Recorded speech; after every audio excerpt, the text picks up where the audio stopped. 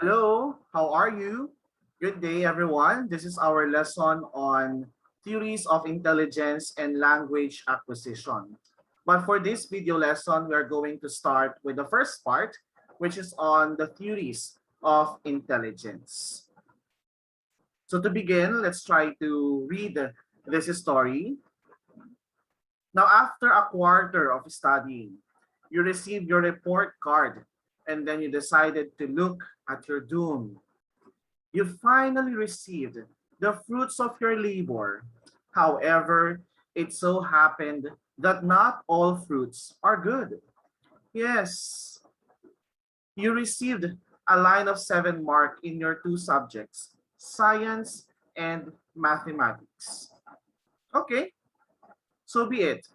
You are not good in those subjects. But does that mean that you are not intelligent? My dear students, let us try to unfold the answers to this question by looking at the different theories of intelligence in psychology. And I hope that when you started watching this video, you are already done reading the article or the web page given to you because the content of this video lesson would focus more on processing what you have read, what you have understood, what you have learned or realized upon reading the web page given to you. Let's now begin with this question on true or false. Intelligence as measured by IQ tests is determined by genetics for some groups of people and by environment for other groups. So what's the answer to this? Is it true or false? That intelligence, when measured by IQ tests, is determined by genetics for some groups of people and by environment for other groups.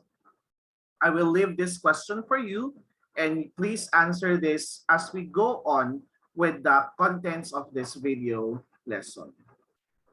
So student success can be determined by several factors that include intelligence, self-control, socioeconomic status, whether we like it or not, and even teacher expectations.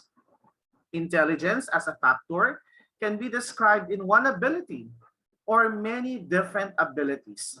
And your knowledge about your intelligence or your knowledge about intelligence as a whole can influence your decisions as a teacher in planning lessons and accommodating students.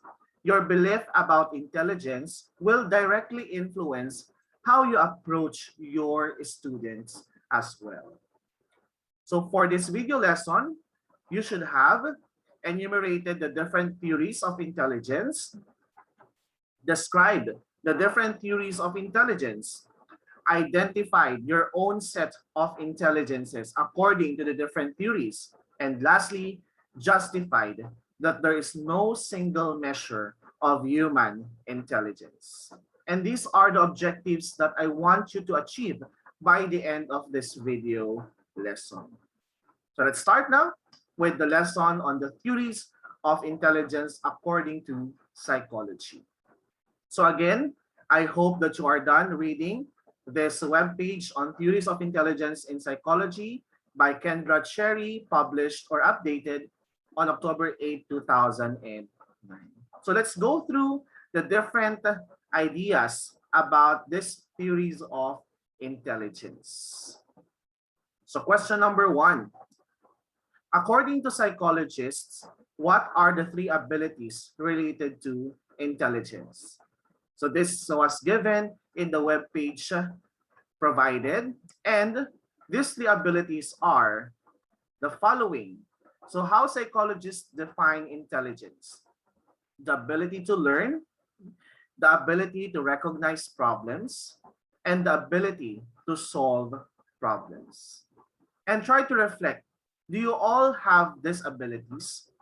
But the question is, the level of your ability to learn, or the level of your ability to solve problems, or the level of your ability to recognize problems. And if we look at the different IQ tests, do the different IQ tests reflect these 3 abilities? Or Do they simply measure our cognitive domain, like knowing how to memorize, understand, apply, analyze, okay, synthesize, or create or evaluate information?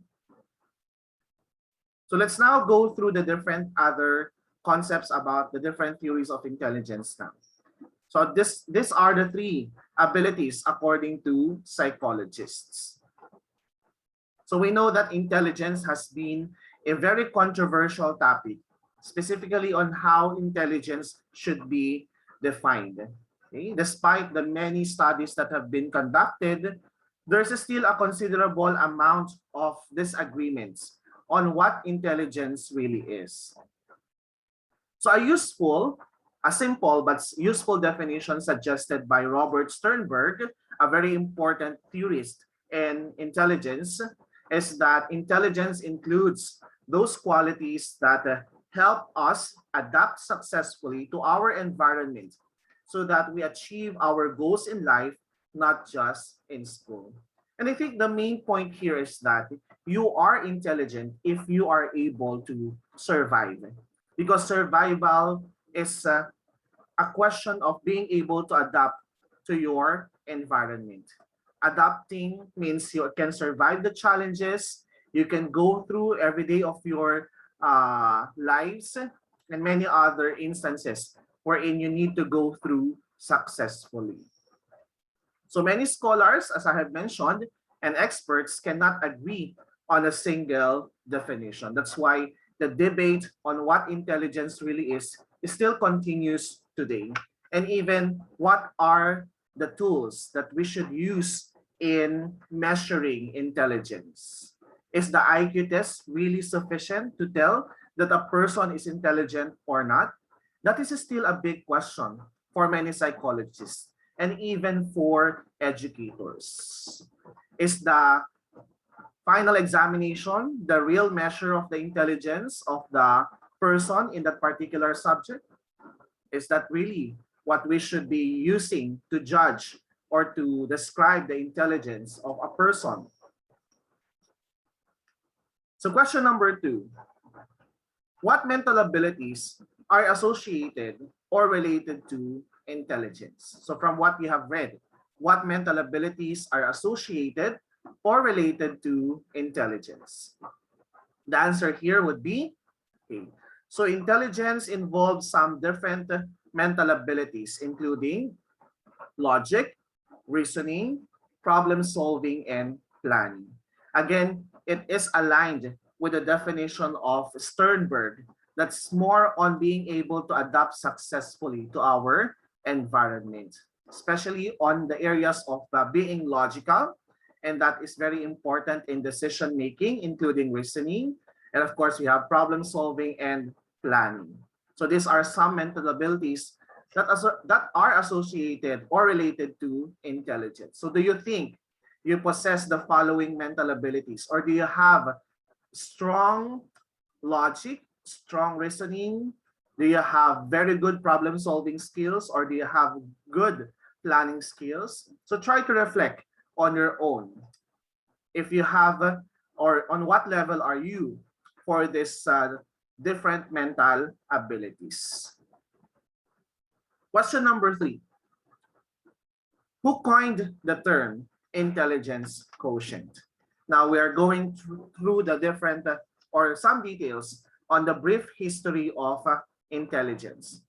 So intelligence quotient, or what we call IQ, was first coined in the 20th century, okay, by a German psychologist named William Stern. Now, he coined the term intelligence quotient. However, it was not Stern who developed the first intelligence tests. So who developed the first intelligence test then, if it's not William Stern? The person who developed the first intelligence test would be psychologist Alfred Binet, or Binet in Filipino, maybe, developed the very first intelligence test to help the French government identify school children who needed extra academic assistance. So it's not actually, the purpose is very noble, that they want to provide those with low intelligence with extra academic assistance, and not actually to segregate students according to their intelligence, not actually to group students who are um, far better than the others, that they should be together, and then those with low intelligence should be together as well. That is not what we want to happen. It's not segregation, but it should be inclusion. And that by using this intelligence test, we can identify who among the students in the classroom will be needing extra academic assistance. And that is one thing that you should do as future teachers. You try to identify in your classroom who are these students who need extra academic assistance. And how can we do that? It could be one-on-one instruction, or it could be possible that you are going to use their classmates as tutors for those students who are performing poorly in your class. So it's not segregation, but inclusion. So question number 5.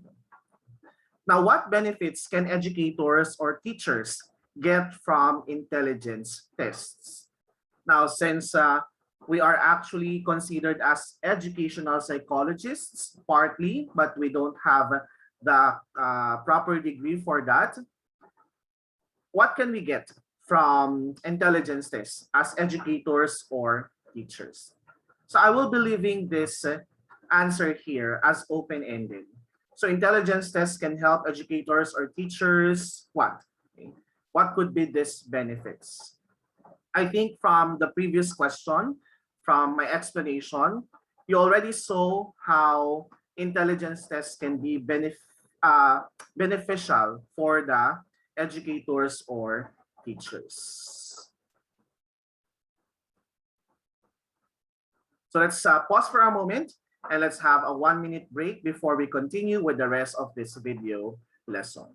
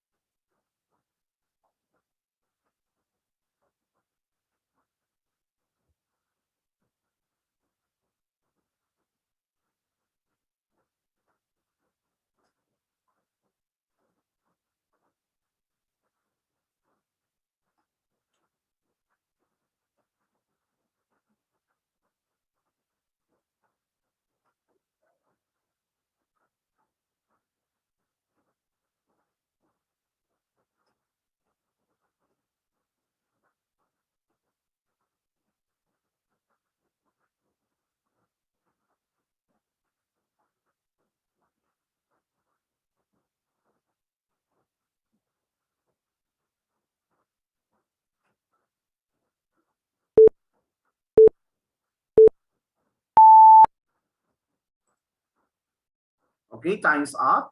I hope that in that 1-minute rest, you were able to reflect and go over what we have understood in the previous parts of this lesson on the theories of intelligence.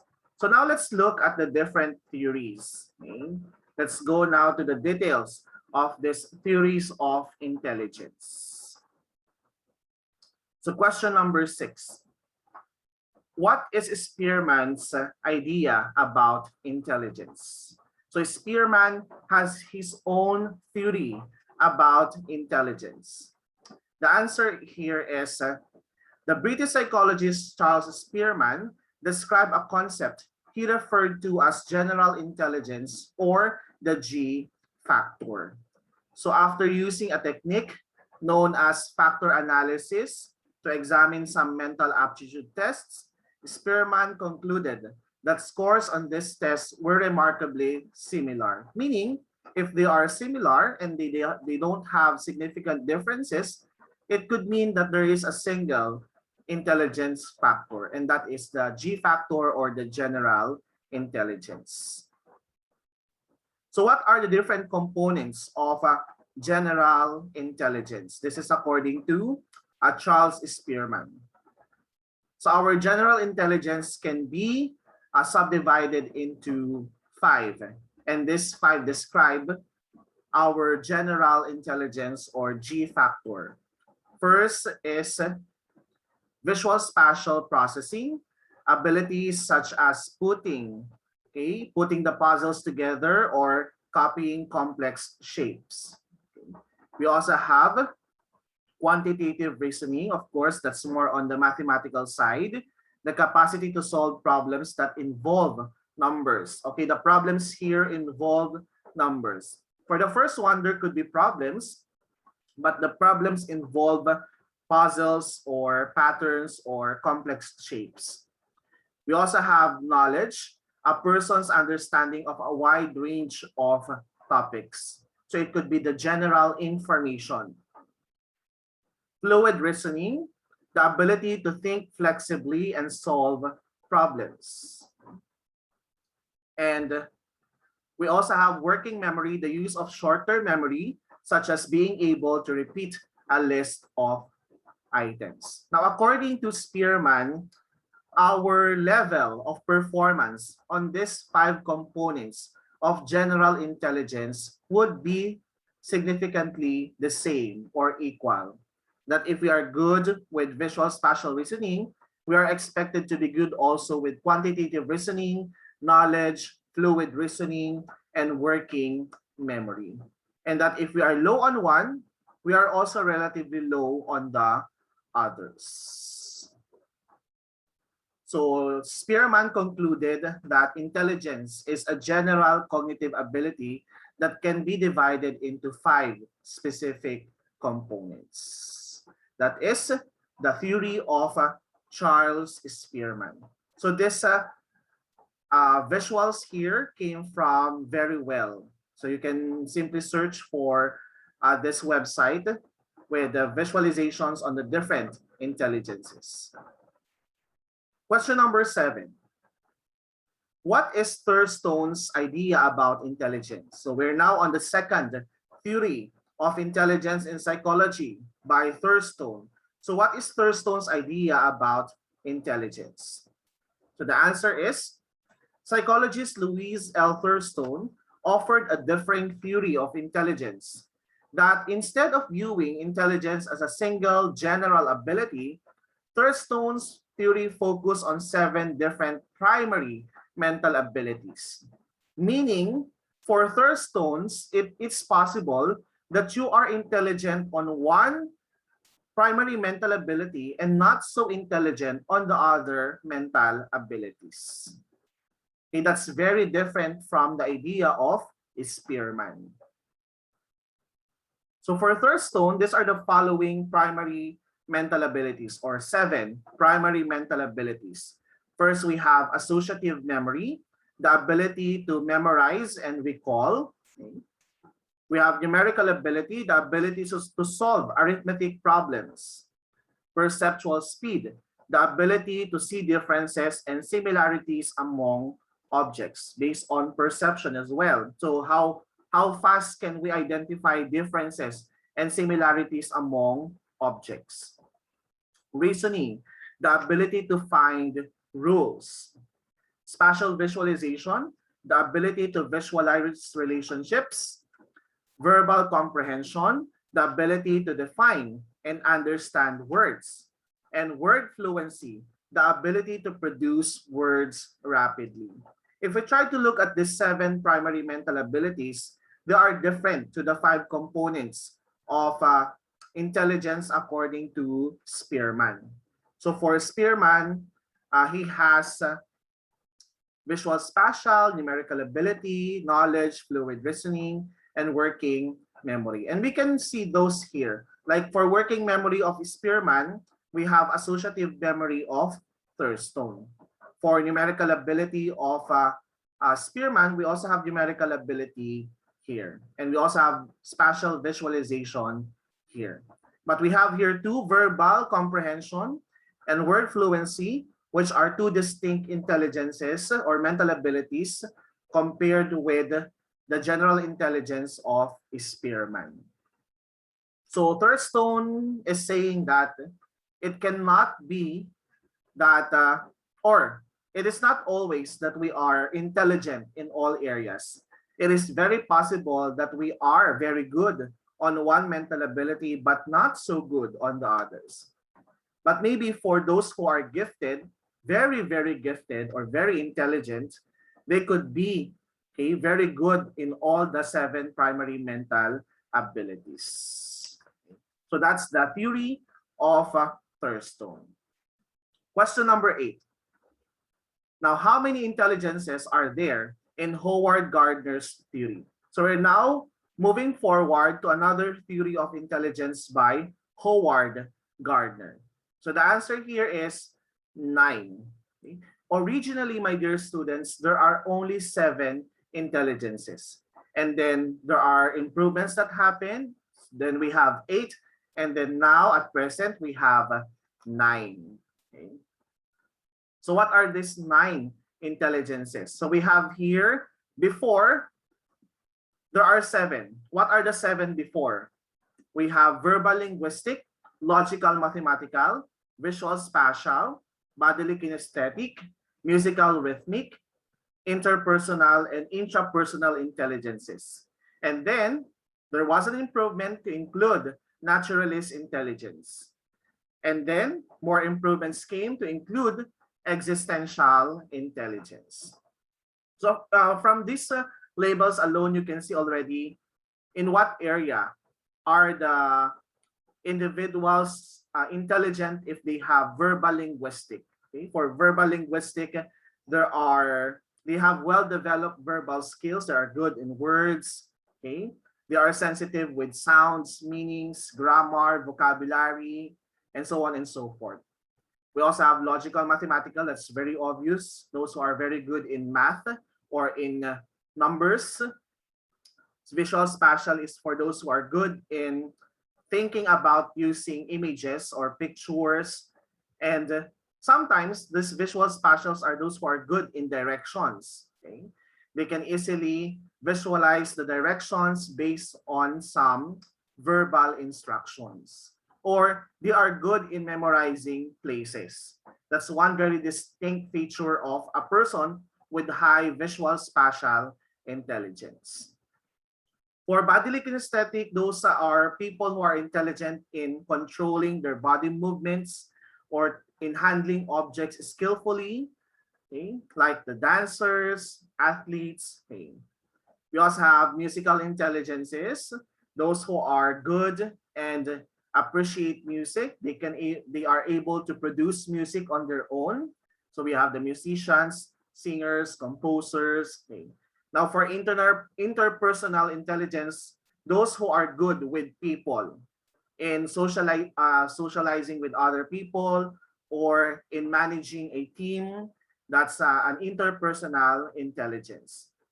And we have the intrapersonal intelligence. These are the people who are able to meditate on their own, reflect on their own. They have complete or strong self-awareness, okay, about themselves. They can understand their own inner feelings, their own beliefs. Okay? That's very important nowadays. So for naturalists, these are the people who are good with nature, like those environmentalists.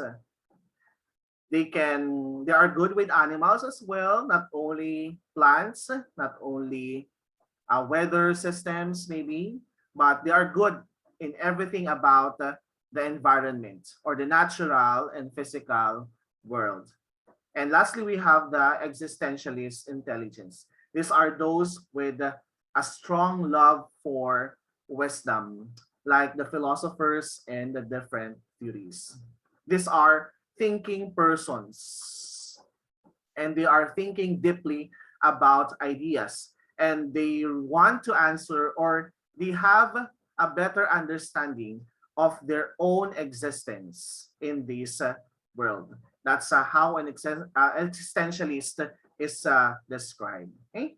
So these are the 9 multiple intelligences according to Howard Gardner. And for many schools, my dear students, they are using these multiple intelligences to classify students.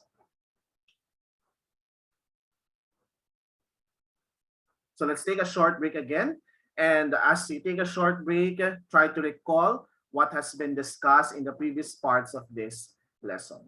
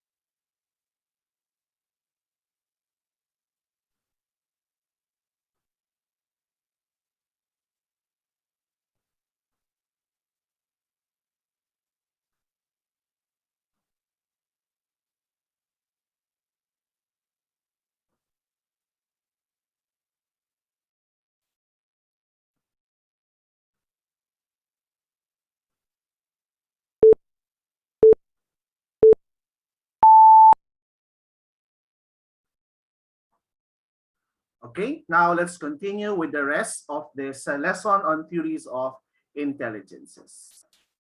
So question number 9. Now, this is another theory of intelligence according to Sternberg. So what is Sternberg's idea about intelligence? So psychologist Robert Sternberg defined intelligence as mental activity directed toward purposive adaptation to, selection, and shaping of real-world environments relevant to one's life. And I think this is the definition that was also presented at the beginning of our lesson. Okay, this is very similar to the definition presented. Okay, it's just that it is presented differently. That is more about adaptation, right? So what is that about Sternberg? Okay, Sternberg is actually questioning more of our intelligences. Okay, so Sternberg's, let me go back to that. Okay. So for Sternberg, there are 3 different factors that make us successful. And these 3 factors define our intelligences. We have analytical intelligence, your ability to evaluate information and solve problems, your creative intelligence, your ability to come up with new ideas, that is innovation, and the third one is practical intelligence, your ability to adapt to changing environment. So I think for Sternberg, okay, which is a very important definition of intelligence, that is something that we really need as human person. We need to adapt and survive with a changing world. And what do we need to do, or what do we need to use in adapting or in surviving? We need to use our intelligences. And for Sternberg, this intelligence includes analytical intelligence, creative intelligence, and practical intelligence. Because our knowledge about math, maybe for him, will be useless if we don't know how to utilize them in solving problems or coming up with new ideas or adapting to a changing environment. So those are the different theories of intelligence provided in this lesson. We have the theory of Spearman, we have the theory of Thurstone, we have the theory of Howard Gardner, and lastly, we have the theory of Sternberg. So let's now go with the questions about intelligence testing. We know that we have been using it for years, but there are still questions that needed to be addressed about this intelligence testing. So major questions about intelligence and IQ testing still include, are intelligence tests biased? In the sense that, do they reflect only a specific culture? Like if the intelligence test was developed in United States of America, Does this IQ test measure objectively the intelligence of Americans but not of other um, ethnicity or maybe culture or race? That is a question on how biased intelligence tests are. Is intelligence a single ability, or does it involve an assortment of multiple skills and abilities? So as I have mentioned, there is no single definition of intelligence that is being widely accepted. But we still use those different theories to guide our understanding of intelligence. And up to now, we are not sure if intelligence really is a single ability or is it a multitude of different abilities. Is intelligence inherited, or does the environment play a larger role? What do you think? This is related to the first question presented in this video lesson. Is it inherited, or does the environment play a larger role? In our discussions about nature versus nurture, that will give you an idea about where do we get our intelligence, or where do we acquire our intelligence? Is it from genetics or from our environment? And lastly, what do intelligence scores predict, if anything? Do these intelligence scores predict our success in the future? Like if the IQ test says that we are genius, does it mean that we will be very successful, or does it guarantee that we will be successful in the future? Most of the time, we are comparing ourselves with those who are intelligences of the past, or the intelligent individuals of the past, that even if they are college dropouts, that they have not finished their degrees, they were still successful in their lives. But do you think that you also possess the same set of intelligence as they have? If yes, you have maybe a higher chance of being successful like them. But if not, maybe you should focus more on what you have, develop that, and become successful on your own ways. But for me, as your teacher, I strongly believe that your education, okay, is a very big factor on how you develop your intelligence as a person.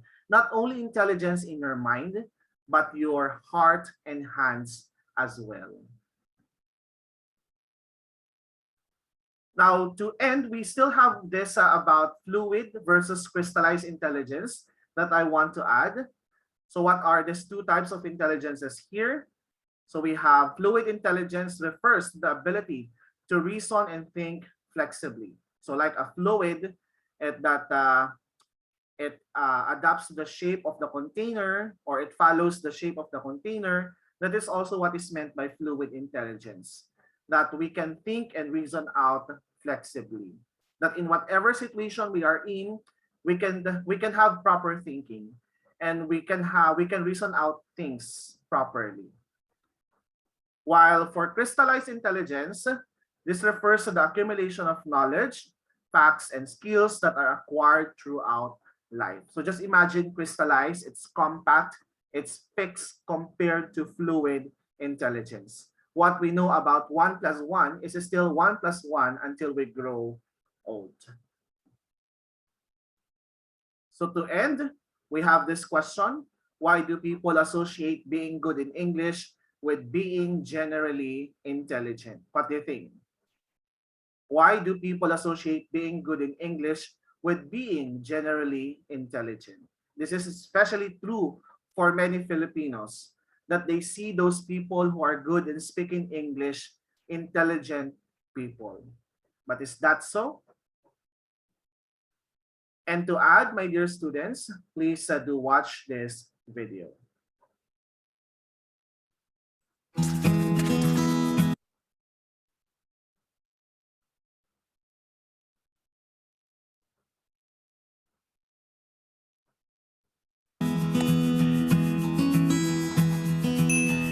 Hey Psych2Goers, welcome back to another Psych2Go video. So, what is intelligence, really? We know it isn't as simple as an IQ score, which is something even Stephen Hawking thoroughly denounced. And we can likely agree that Mr. Hawking was quite intelligent. Intelligence is a complex, multidimensional construct that can mean a variety of things for a variety of different people. So it can be hard to put into words what it all means. But no matter what definition you may adhere to, there's one thing all of us can agree on. You know intelligence when you see it. A highly intelligent person is someone who's gifted at analyzing concepts and building upon them to form a better understanding of the world and those around them, how everything is connected, and why things are the way they are. These people often have remarkably high IQs, academic achievements, and go on to become successful leaders and trailblazers in their fields. Wondering if you're one of them? Let's look at 8 struggles only highly intelligent people will understand. 1.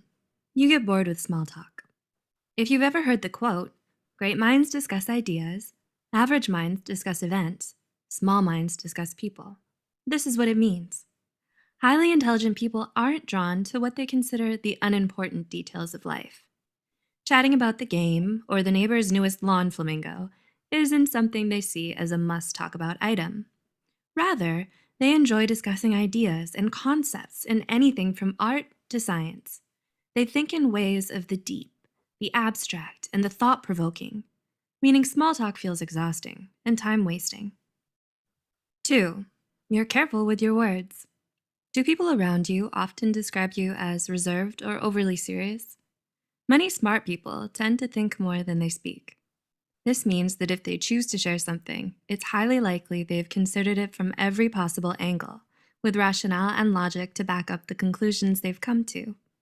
All this preparation, though, can mean long silences while they construct the thought, which then gives the impression of being reserved or overly serious, which leads to the next struggle. 3. You're socially awkward. Here's where the common movie trope of the awkward nerd comes in. You've seen it. The wide-eyed stare as a smart person realizes their response is awaited in silence. Or their cringe-inducing statement made at exactly the wrong time earned them the disgust of the popular kids forevermore. Okay, we admit it, the media displays this in an exaggerated manner. However, they aren't all wrong. The awkwardness is even backed up in research. A study by Davidson in 2015 showed that people who have a high IQ tend to have a lower EQ, or emotional intelligence quotient, which is what helps us form relationships and hone our social skills. Life, it's all about trade-offs. 4. You struggle to make good friends. Is making true friends and finding your crowd somewhat of a challenge for you? Some people are highly intimidated by intelligence and the perception that someone is too smart for them. They feel like they can't relate, or perhaps they're not smart enough. People don't generally like to feel this way, so their response is to simply not befriend the smart person. The highly intelligent person is still the person, and people get lonely. If you can relate to this, you may think, if it's my intelligence that drives people away, then should I dumb it down for acceptance? Well, ideally, you're drawn to other people in the same intelligence sphere as you. They may be rare, but they're out there. 5. You don't get out much. If you're highly intelligent, you'll most likely struggle in social situations. You aren't so good at small talk and find it hard to make friends. What effect does this have on the bigger picture? It could mean you don't get to go out much, so you focus heavily on academics, throwing yourself into work, work, work. Even if you generally enjoy academic pursuits, the severe life imbalance between work and social integration eventually leads to overwork, unhappiness, and possibly low self-esteem. 6. You're overly analytical. Have you ever heard of paralysis by analysis? Well, this is a common struggle for the highly intelligent person. It happens when you're crippled by always needing to know the correct answer, or the most correct answer, or making the best decision. Do you always struggle with indecisiveness? Just like how you think thoroughly of all the angles before saying something in conversation, you do the same thing before you make a decision or give an answer. You also tend to be able to find so many angles, pros and cons, that it can end up making you more indecisive. There is so much input that it clogs your output. 7. Your mind constantly craves exercise. Being a highly intelligent person means you enjoy and need constant intellectual stimulation. In short, your mind has the munchies. You always want to do something that engages your brain skills, dips you in a new discovery, or lets you stretch your thinking muscles. This means simple everyday tasks or already solved problems feel like a drag. Pretty soon, so many things feel been there, done that the search for the next thing becomes arduous. 8. You're always feeling pressured to succeed. If we may paraphrase the late great Uncle Ben, with great intelligence comes great expectation. If you're a highly intelligent person, you've probably felt that somewhat indirect pressure to succeed. From who? From everyone. Yes, much of it comes from within, however. Every time your friend casually says, "So, another 4.0 this semester?" or "Drinks on you for being Employee of the Month again, right?" a little part of your mind nudges you, saying, "This is your place. You need to be here. Always." So you end up pushing yourself to constantly prove your intelligence, leading to exacerbated perfectionist tendencies and an unhealthy, disproportionate fear of failure. Do you relate to any of the struggles mentioned in this video? Let us know in the comments below. We get it. Feeling a bit of victory by knowing things others don't sounds so incredibly good. However, there are always many sides to a thing, and being smart isn't always a piece of cake. Others might try to define you by your intelligence, seeing you simply as a brain or an IQ score. Still more, many may never get past that, so they never try to get to know you, maybe even villainizing you out of jealousy. This can leave you lonely and feeling disconnected. Truth is, there's nothing wrong with you for being who you are. In the end, others don't validate or create who you are. Only you do. We'd love to hear your intelligent and thought-provoking comments below. Please like and share. We'll see you in the Okay, so those are the 8 struggles of being a highly intelligent person. Take note that those are not absolutely true for everyone, because those struggles could be the struggles of any person.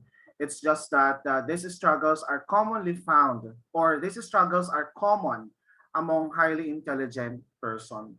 But we still have those highly intelligent person, those who are performing well in their classes or in their studies, who have or who are not experiencing those 8 struggles, or who are experiencing some or a few of the 8 struggles presented.